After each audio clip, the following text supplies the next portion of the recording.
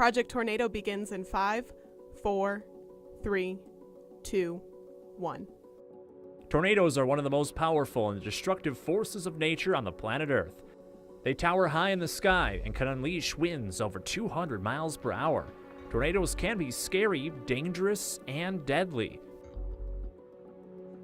To keep you and your family safe, today you'll learn what causes these destructive winds, where to go if a tornado is in your neighborhood, and what to do when a tornado strikes. Project Tornado is a special presentation of the 13 Weather Authority and WREX TV.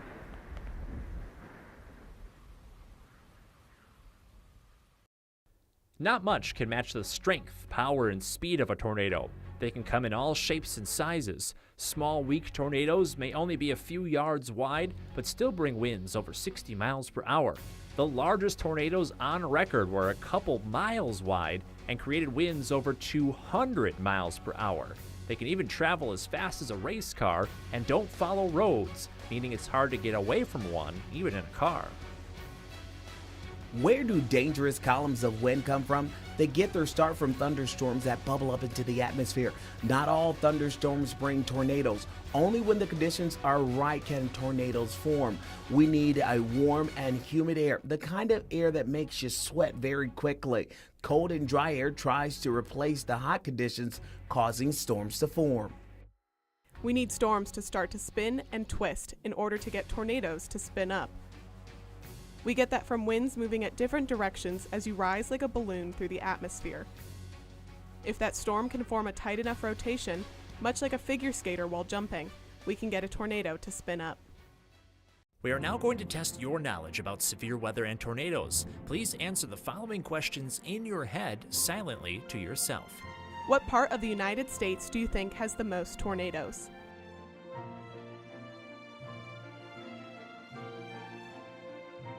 What time of day do most tornadoes form?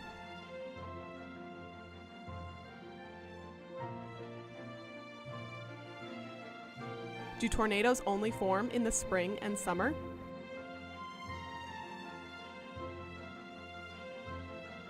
The best spots in the country for tornadoes is in an area called Tornado Alley. This extends from Texas to Nebraska, then eastward to Illinois. This part of the nation gets the most tornadoes because the ingredients line up through most of the spring and summer. Most tornadoes form during the late afternoon to early evening, or from 3 until 10 p.m. This is when the day is at the hottest, so the atmosphere has the most energy. Tornado season is from April to June in the Midwest, but tornadoes can form at any time of the year if conditions are right.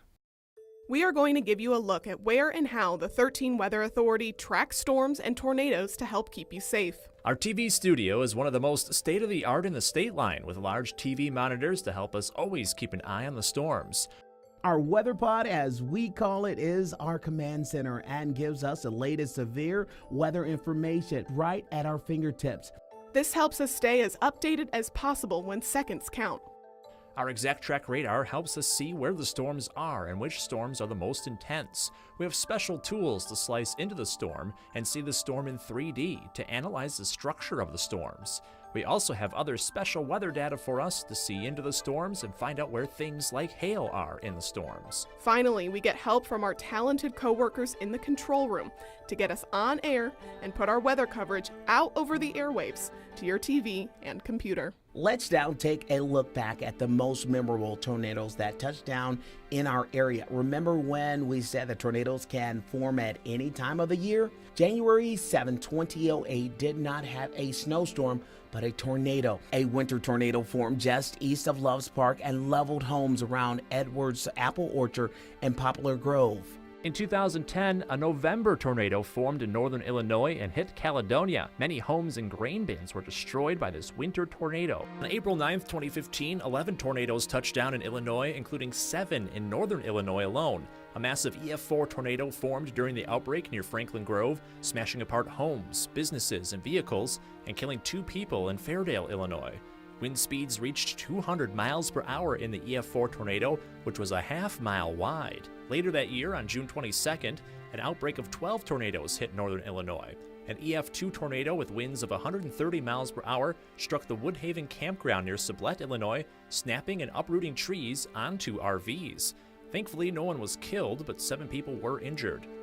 2017 had tornadoes strike 4 different times. For the first time ever, a tornado hit Ogle County in February. The EF1 tornado was only on the ground for 2 minutes, but traveled 1.5 miles and damaged a farm. May 17, 2017 had a tornado hit Poplar Grove and Capron at night. The EF1 tornado had 95-mile-per-hour winds and damaged several buildings. Because tornadoes can strike at night, make sure you have something loud to wake you up and alert you about severe weather.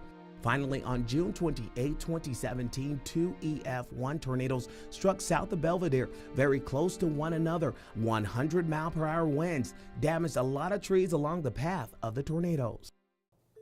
Now we're going to talk about where to go during severe weather, your safe location, your safe spot, your storm shelter.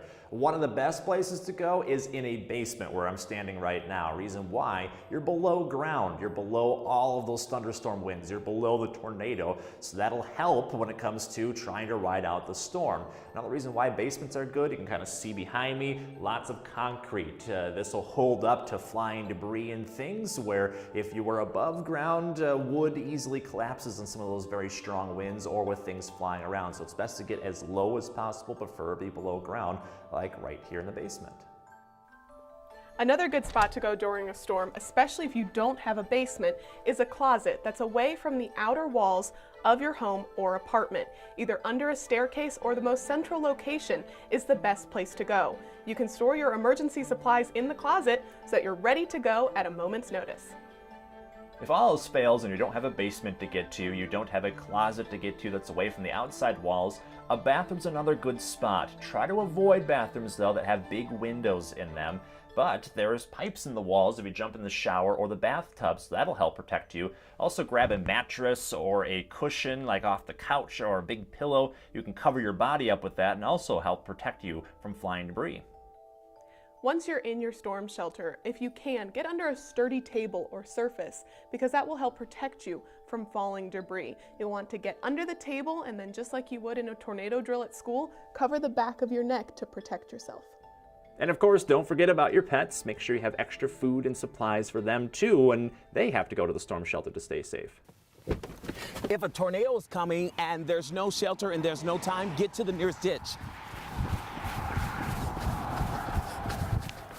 The National Weather Service recommends as a last resort, other than a car, is to get to the nearest ditch or depression until the tornado passes. Small note, if you must leave your vehicle to seek shelter, you must try to get as far away from your vehicle.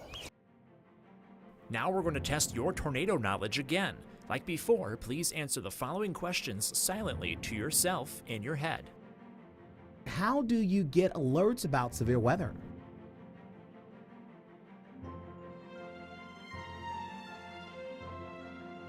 Where do you go to stay safe during severe weather?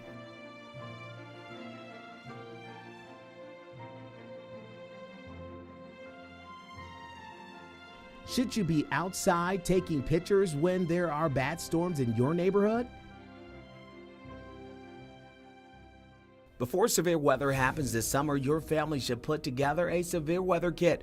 This should include a first aid kit, flashlights, bottles of water. Put this kit in a safe spot for when the storms come. Severe weather alerts can come from many different places. Special alerts can come across the TV and the radio, or you may be outside and hear the tornado siren.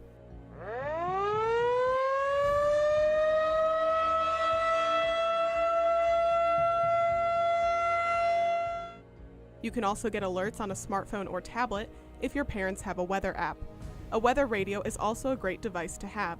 It is much like a smoke detector and alerts you if severe weather is near.